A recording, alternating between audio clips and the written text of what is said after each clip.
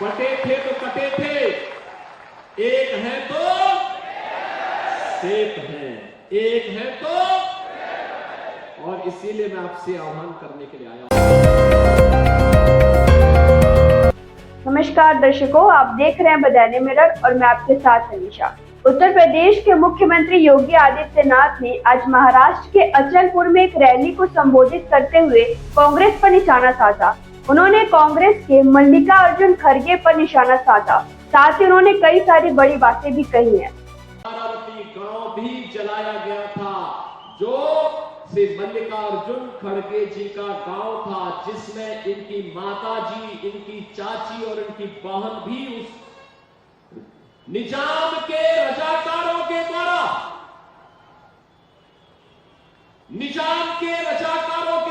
उन्हें जलाया गया।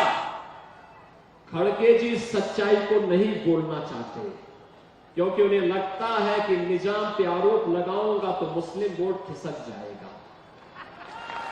अब आप सोचो, इतिहास को भी अब कांग्रेस झुठलाने का काम कर रही है, इतिहास को भी झुठलाने का काम कर रही है। जिस निजाम के रजाकारों ने निर्ममता के साथ हिंदुओं का कत्लेआम किया था हैदराबाद के अंदर, हैदराबाद रियासत के अंदर गांव के गांव जलाए गए थे, उस सच्चाई को खड़गे जी आज स्वीकार नहीं करना चाहते। वोट बैंक की खातिर अपने परिवार के बलिदान को भूल गए हैं। इनके लिए सत्ता महत्वपूर्ण है, देश महत्वपूर्ण नहीं।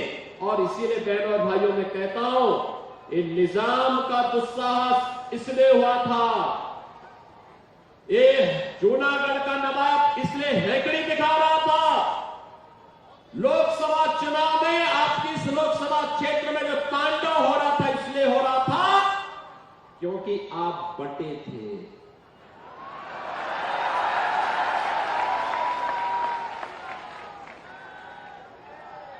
यह देश इसलिए बटा था क्योंकि आप बटे थे।